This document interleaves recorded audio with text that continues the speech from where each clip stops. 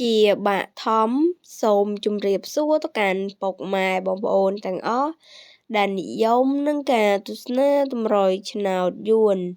ថ្ងៃនេះដែរក្រុមតម្រុយឆ្នោតយួនយើងខ្ញុំមានលេខពិសេសដើម្បីចែកជូនទៅកាន់ពុកម៉ែបងប្អូន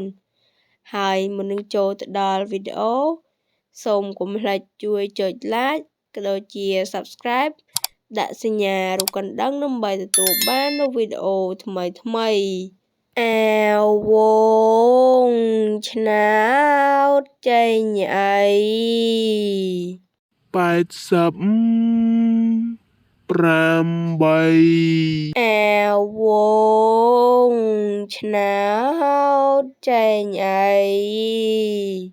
54អាវ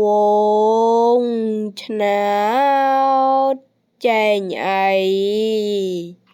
609អាវងឆ្នោ